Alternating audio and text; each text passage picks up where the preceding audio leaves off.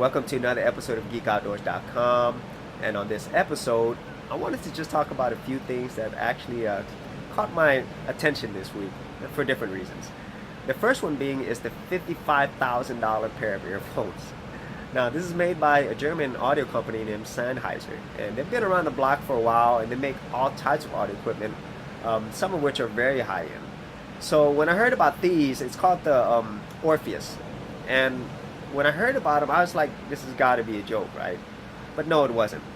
And for all of those who think that Beats Audio overpriced, which I do as well, this makes those look like just throwaways. Now, when you actually see this, it's not just the earphones itself. It comes with a separate unit. It comes with its own amplifier, and it's made of marble, and it has tube amps. So usually with tube amps, you're going to get the very best audio quality. And the audio drivers in there are also very rare and very high-end themselves.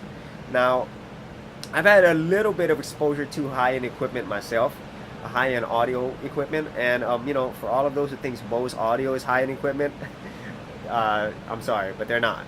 Now, the very first experience I had with these was my own self. I bought some Paradigm speakers. Those are like the mid-end one, and I also had a Yamaha RX V1. That was their flagship receiver a while back, and so I've had a little bit of what it means to have better audio quality. But when you get to these levels, you're talking about like $100,000 pair of speakers. Macintosh makes amps that start at $25,000-$30,000. And at this point, I don't know if even if you're an audiophile, I mean, is the audio or visual quality that many times better? I mean, $55,000, that is millions of times more expensive than you could imagine for an earphones. So I don't know about those. So I don't know who's gonna buy them, but if you do, buy me a pair. So the other bit of news that I read was the fact that Amazon Books released their first retail store, which is Amazon Books, which I just mentioned. And so that was in Washington. And so this is interesting in a couple ways. The mega bookstore retailers, they're fading away. If you remember Borders, they went out of business a few years ago. I don't even know if Walden Books is still in business.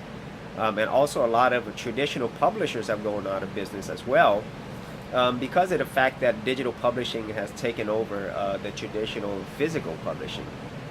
So this was really interesting. Some recent statistics I've read show that there's been a slight decline in digital book sales and an uptake in physical book sales, and also an uptake in independently owned bookstores. And so I think that's why Amazon is coming in with Amazon Books. It's a smaller retail stores, like 5,000 to 6,000 titles, and this might signal a return to physical books. I don't think it's going to be a full return. A lot of people read through multiple formats. The digital books, the physical books, and the audio books. And so the publishing world's changing. And I write a little bit myself. I do a little bit of publishing myself. And I'm also an avid reader, and so I think this is great news. I've always loved going to the bookstores, whether that be a library or your local bookstore, and I've always loved reading physical books. But at the same time, I also embrace the digital media as well. So those are just some quick bits of news that kind of caught my attention this week. If you had anything that you thought was interesting, or you had any comments about the $55,000 speakers or Amazon Books, please leave your comments below. And if you like these videos, be sure to subscribe. And for the full written episode, check out Geekoutdoors.com, and I'll see you outdoors on another episode.